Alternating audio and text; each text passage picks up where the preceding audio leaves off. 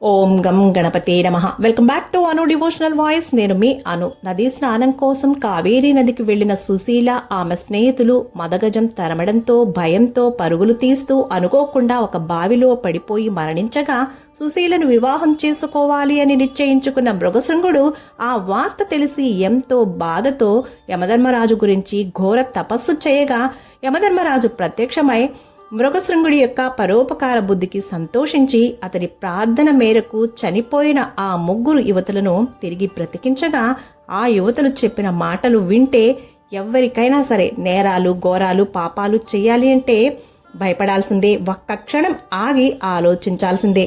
అటువంటి భయానక రహస్యాలు ఆ యువతులు తమ తమ తల్లిదండ్రులకు చుట్టూ ఉన్న జనాలకి వాళ్లతో పాటు మనందరికి కూడా చెప్పే ప్రయత్నం చేశారు.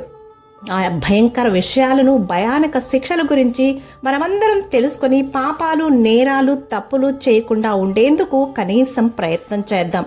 అసలు చావు తర్వాత శిక్షల గురించి మనకెందుకు, బ్రతికున్నప్పుడే లైఫ్ని ఎంజాయ్ చేస్తాం, నా ఇష్టం వచ్చినట్టు ఉంటా, విచ్చలవిడిగా తిరుగుతా అనే వాళ్ళు ఎవరైనా ఉంటే వాళ్ళని ఆ భగవంతుడే చూసుకుంటాడు. కాదు కర్మఫలమే చూసుకుంటుంది. ఎందుకంటే పాపలను భగవంతుడు క్షమించినా కూడా కర్మ మాత్రం అస్సలు వదలదు అనే విషయం మనందరికీ తెలిసిందే. మాఘపురాణం 8వ అధ్యాయం. ఈ అధ్యాయాన్ని చివరిదాకా విని 10 మందికి షేర్ చేయండి, కొందరైనా ఫాలో అవుతారు కదా. అలాగే వీడియోని చూసిన తర్వాత లైక్ చేయండి, ఛానల్ని సబ్స్క్రైబ్ చేసుకోవడం మరొకండి ప్లీజ్. మృగశృంగుని యొక్క మంచితనం వల్ల, పట్టుదల వల్ల, యమధర్మరాజు యొక్క కృపా కటాక్షాల వల్ల మరణించిన ఆ ముగ్గురు కన్యలు మరలా పునర్జీవులై నిద్ర నుంచి మేల్కొనినట్లు లేచారు. వారు యమలోకంలో చూసినటువంటి విషయాలను వారి వారి తల్లిదండ్రులతో పాటు చుట్టూ ఉన్న జనాలకు ఇలా వివరించసాగారు. యమలోకమందు పాపులు తాము చేసిన పాపములను అనుసరించి శిక్షలు అనుభవిస్తూ ఉంటారు. పాపులు తాము చేసిన పాపకర్మలకు యమలోకంలో కఠినాతి కఠిన శిక్షలు అనుభవించవలసి ఉంటుంది. అక్కడ శిక్షలు చాలా చాలా కఠినంగా ఉంటాయి. అవి ఎలా ఉంటాయి అంటే, ఎర్రగా కాలుతున్న ఇనుప స్తంభానికి పాపులను కౌగిలింపచేస్తారు, తల క్రిందుగా వేలాడకట్టి క్రింద మంటలు పెడతారు, సలసలా కాగుతున్న నూనెలో వేయిస్తారు. విషపు కీటకాలు పురుగులు ఉన్న చోటికి ఈ పాపులను నెట్టేస్తారు. పాపల శరీరాన్ని బ్లేళ్లతో కత్తులతో కోసి ఆ కత్తి ఘాట్లకు కారాన్ని అద్దుతారు. ఎర్రగా మండే బొగ్గులను ఆహారంగా బలవంతంగా తినిపిస్తారు. చెవులలో సలసలా కాగుతున్న సీసాన్ని పోసేస్తారు. సూదుల్లాంటి ఇనుప మేకలున్న చట్రాలపై నడిపిస్తూ ఉంటారు. వారు చెప్పినట్లు చేయకపోతే యమదూతలు శూలాలతో పొడి చేస్తూ ఉంటారు. అయితే ఈ శిక్షలన్నీ పాపులు చేసినటువంటి పాపముల యొక్క తీవ్రతను బట్టి ఉంటాయి అని ఆ ముగ్గురు కన్యలు చెప్పగా విన్న వారి వారి తల్లిదండ్రులు భయంతో గజగజ వణికిపోయారు. భయపడుతున్న తమ తమ తల్లిదండ్రులను ఆ కన్యలు ఓదార్చి, తల్లిదండ్రులారా భయపడకండి, అన్యాయంగా అక్కడ ఎవరిని శిక్షించడం జరగదు.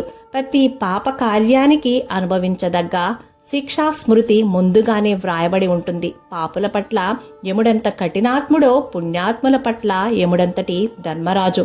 యముని భయంకర స్వరూపమును చూసి పాపులు గగ్గోలు పెడతారు. కాని పుణ్యాత్మలకు యముడు శాంత స్వరూపుడై దర్శనమిస్తాడు. కావున తల్లిదండ్రులారా భయపడవలసిన పని లేదు. సూక్ష్మంలోనే మోక్షం కలుగు మార్గాన్ని తెలుసుకున్నాము. మానవులు ఈ నరక బాధల నుండి విముక్తి పొందడానికి ఒక ఉపాయం ఉన్నది. ఇహపర సుఖములను పొందిన మానవుడు ముక్తి నొందుటకు మాఘమాస నదీ స్నానమొక్కటే సులభ తరుణోపాయము. కావున ప్రతి మానవుడు మాఘమాసమందు నదీ స్నానము చేయుట, శక్తి కొలది దాన ధర్మములు చేయుట, జపతపములు యజ్ఞాది పుణ్యకార్యములను చేయుట, భగవంతుని పట్ల భక్తి శ్రద్ధలతో నుండుట, ఈ మాఘమాసమంతయు విష్ణు పూజలు చేయుట ఇత్యాది పుణ్యకార్యముల వల్ల ఆనాటి వరకు అంటుకున్న పాపములన్నీ నశించును, స్వర్గలోక ప్రాప్తిని పొందవచ్చును. కావున మాఘమాసమందు ప్రతి వారు నదీ స్నానము చేయుట ఉత్తమోత్తమము. మాఘమాస నదీ స్నానము అత్యంత పుణ్యదాయకమైనది. ఆ మాసమందు విష్ణు పూజలు చేయుట, పురాణ శ్రవణము చేయుట, శక్తి కొలది దానధర్మములు చేయుట, నిర్మలమైన హృదయంతో ఆ శ్రీమన్నారాయణ్ణి పూజించుట, స్మరించుట, విష్ణు సహస్రనామ పారాయణము ఇత్యాది కృత్యములన్నీ కూడా చేయవలెను. అట్లు చేసినచో ఆ శ్రీమన్నారాయణుడి యొక్క కృపకు పాత్రులై విష్ణు సాయుధ్యము పొందగలరు. కావున మరణం పట్ల, నరకలోకము పట్ల, భయపడవలసిన అవసరం లేదు. నరక కోపము నుండి బయటపడుటకింతకంటే సులభమైన తరుణోపాయం మరొకటి ఉండదు అని ఆ కన్యలు వారి వారి తల్లిదండ్రులకు ప్రజలకు విన్నవించారు. వారందరూ కూడా సరే అన్నారు. అందరూ మాఘమాస నదీ స్నానం చేయుటకు, మాఘమాస విధులను నిర్వర్తించుటకు అంగీకరించారు. మాఘపురాణం 8వ అధ్యాయం సమాప్తం. శుభం. సర్వేజన సుఖినో భవంతు.